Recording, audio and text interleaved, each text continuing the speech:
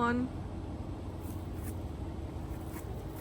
Hey guys, Cliff here. Been a while. Having a heck of a time with microphone for a new iPhone. So you order a microphone and it's made for an iPhone, but it's made for the old iPhone. Not many new iPhone because they changed the port. So now I got to get an adapter. I got a good deal on microphones, got them, and can't use them. We got to get an adapter. But anyway, I wanted to go over with you on the garden stuff because I got some interesting things. Today is the 13th of December, and you know I grow year round. I don't even worry about what season it is and all that. So last time I was doing the show, this over here was all sweet potatoes, if you remember, the vines that was crazy. Well, we harvested that because we needed the sweet potatoes, and I harvested them a little early, which is okay, but next time I'm gonna leave them in longer. So I wanted to plant some green beans because I'm tired of no green beans ever. It was a disaster last year on the green beans. So I look around where I usually buy seeds, like Dollar Tree and Dollar General and even some hardware stores, and nobody has any seeds. Oh, it ain't season for planting seed. I mean, come on, man. We got to eat year round. We need to plant year round. So I got to thinking, I'm not sure, but I think I can take pinto beans straight from the bag and grow them. So I looked it up online, and it says yes, you can. They make an excellent bush green bean. Now I don't know what we paid for this bag of green beans. It's been in the cabinet for a long time. I didn't even know if they'd germinate, because they, for all I knew, they may hit the seeds with some kind of radiation where they wouldn't, germinate. But as you can see, we have green beans growing. I got them here. We got some over here. There's some over here. They're everywhere. They're everywhere you look. Now, the reason I'm bringing this up is, you can get seed on like Amazon and stuff year round. But to me, they charge way too much. If you got to pay too much for your seed, too much for your dirt, all these fertilizers, you might as well just hook up with Kroger and get your groceries delivered and pay for them that way, because that's not saving you money, and that's not what I'm about. So this bag of beans is a prime example of what we can do in the garden with no money. But I did have to order some seeds from Amazon for the carrots. I needed to get them in. They could get them here in 3 days. So over here I got 100 carrots we just planted, and I don't believe in doing them in rows and then having to thin them. That's wasteful. So this trick right here with the can and the old seasoning thing. Put the seeds in there, then just shake them out all over. Take your rake and give it a couple swirls. There'll be groups where it's heavier than whatever, but they all have enough room to grow for a while. So there we go with that. Now we got the cucumbers. As you can see, they're hanging here. It's been a tough time. We just got over frost. I didn't think we got any frost, but yeah, we did. We got zapped a little bit. But all these cucumbers are just going crazy. I already harvested some for today. They're in the thing over here. But we got the tomatoes. All they need is sunlight. I mean, they're starting to get flowered up. I mean, that's a healthy looking tomato plant. I don't have any idea what it is. I don't. They're volunteer. And that's usually the way I do my tomato plants. I'll either take a tomato out here and cut a slice, throw it in the ground, boom. Or they volunteer, like there's one behind you over here. That's a volunteer. And when they do that on their own, you think I'm gonna dig it up? Nope, it's gonna grow right there because that's where it wants to grow. You gotta think of these plants not as humans, but as a living,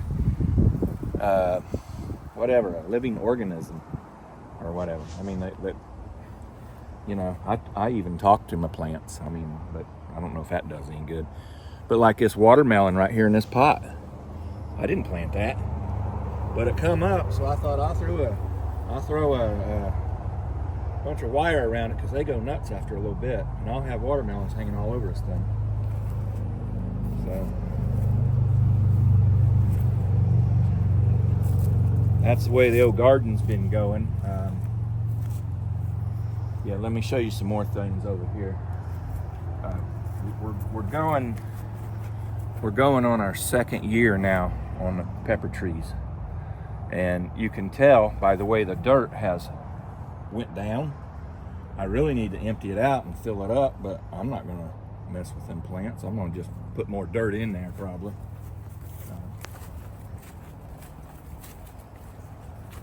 But yeah, here's what we got today. Just a little something throw in the salad, you know. I do eat these greens. They're really good. I take the whole radish and chop everything up and then saute it in butter. Man, it's good. But right here is a volunteer basil. Look at that. I didn't plant that, but it had basil in here last year, and they go to seed, and so don't always pull stuff thinking it's weeds, because I forget what all I planted. I just planted, let's see, where'd my onion sets go? I didn't bring that probably. But anyway, onion sets are in. I got a notification of the onion sets. So we just planted a lot of onion sets. They're right over here. These are the 2-year-old pepper trees, and as you can tell, they're gonna go again. They're growing. I mean, I started picking the small ones off because the more you pick, the more they fruit. It's really crazy, but look how far that dirt has dropped in that bed. It was up there at the top of the meadow. But that's what you get for the first few years of the gardening with the raised beds. The mulch and everything, it just breaks down, and then everything sinks, and then you do it again. It'll take 3 or 4 times before you get it completely up. I think that's about. I wanted to show you these here. Did I mention these? I don't think so. Winn-Dixie, or Publix One, they had these, right? And this is what is it? Parsley. Yeah, parsley. Anyway, they had one little bunch. It wasn't no bigger than, say, this one here, because they're little bunches like that. So I bought that. I don't know, it was a couple dollars or something, and I thought I'm gonna try to break it up and see how much I can get out of it. Well, I got 3 pots full of it. I got a volunteer house plant in there, but lots of parsley here. I mean, look at that. Now, what am I going to do with it? I don't know. I hear you can make good tea with it. Going to do a little more research there. But that's usually the, stuff you season with. I mean, we don't use it like we do basil. Basil, we love basil.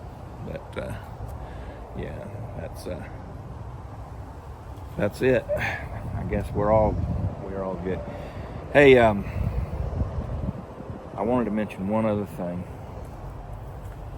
If you notice, because we're all about saving money, I needed to tie up my plants. Oh, while I'm thinking about it, can you guys hit the subscribe button for me? Just touch it. Thank you. So anyway, so the tomato cages, they're okay, but they're not okay. So we put in the new fence up front. I had to cut some of the old fence out, and this is the old fence. I was going to take it to the dump, and I thought, wait a minute, I can use that. So I put it on there, and then I'm using this. This is old telephone wire. I had a roll of it in the shed, and I thought, man, ain't nobody ever gonna use that old crap. It's cracking and everything. So anyway, I've been using it for doing that.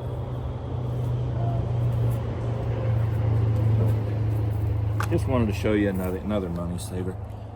Because like I was saying, if you pay too much for all your stuff, you might as well just buy your groceries. I mean, they're cleaning your clock at Lowe's and Home Depot and in places on the dirt. What they're charging for a bag of dirt, there's not even dirt in it. It's mainly just wood chips. You know what you're getting there. Go to a supplier and get you a bulk deal. Get you a little trailer or something and throw a tarp on it, and if it's got holes in the floor, and get you a load. It's not that much money in it, and because they're really getting you. Because if you're putting a garden in that sinks this much, and you're having to buy bag stuff from Walmart or Home Depot or Lowe's, you ain't saving no money. You may be having fun, which I do have fun with this, but if you're not saving money, why would you be doing this? I mean, you're trying to save money, incorporate some good food into the household year round, and that's what we're doing here. Not many people try to do what we do, because it's really hard to grow year round. I fail a lot, but I win a lot too, because we live in Florida, and it's the middle of December. I don't think anybody's got a garden going like this. I don't know of anybody. Even some of the people I know in Tampa ain't got a garden going like this right now. They're in winter mode. Well, to me, winter mode is better than summer mode. I do better with the winter garden than I do with the summer. Summer, you have so many bugs, but I garden year round, so I got to deal with whatever year round. I'm prepared for a major freeze. I got blankets we'd just throw right over the top of all this, and if I had to, I'd plug in a light bulb and put out here under it, But I watch the our phones are so good nowadays. You can watch the temperature. We got down to 32 for a half an hour, and that's when it zapped my cucumber a little bit. We had a whole bunch of days that were 34, and what that does for your garden, it won't kill it, but it makes it where you're stunted. You ain't growing, so you just got to wait it out, and give a little love to it, a little water, and make your own fertilizer if you can. That's where you save a lot of money. We got all these chickens, and they're just now getting going again too because of the hurricane. We have it was a mess here. We've had trees, and I'm an old man now, so I can't really do too much tree stuff, and I have people helping me on that. But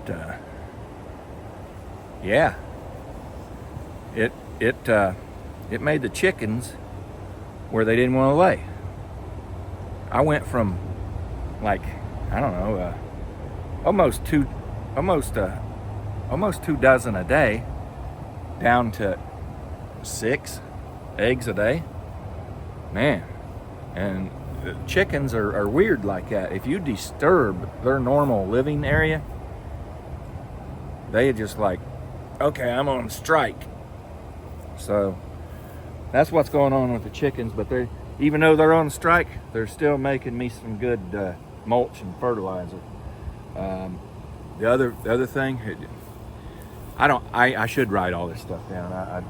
It comes to me as I'm going. If you look in this bed here, you'll see, looks like it's been on fire. Well, it has.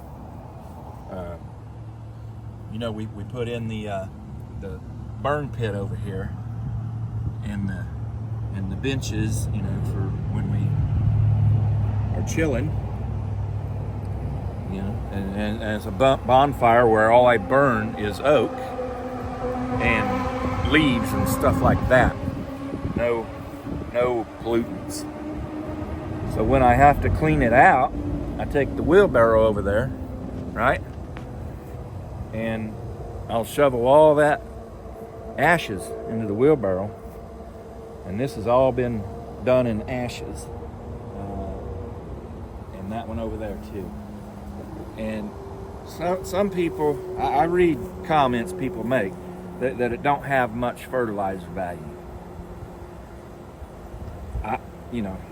I don't have a fertilizer gauge, but I can tell you one thing. Every time there's a forest fire or somebody's yard caught on fire, in a couple of weeks, it'll rain on it, and it's the greenest stuff you ever seen. So the green beans don't lie. I mean, these babies have, since they popped out of the ground, have had not hardly any heat. So, you know, look at them. I mean, today's the first day we're getting up above 70 degrees for a while here. So, yeah. I don't know. I think it works.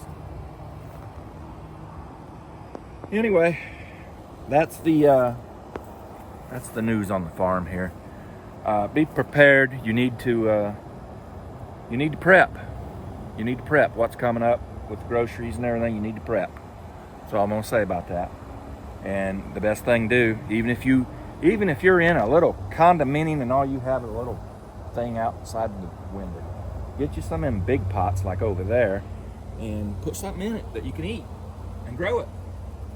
You'd be surprised what you can do. It makes you feel good too, you know? It makes you feel good to be able to have food. That's the way they are in Hawaii. They want everybody, you know, not hardly anybody has any land there, but if you got a yard, they want you to plant a fruit tree in it because it helps. That little bit helps nationwide. So, anyway, everybody, stay cool, man. Love you. So watching Cliff's Farm, where the sun shines bright and the animals charm. Cliff's Farm, brings a peace and rural charm.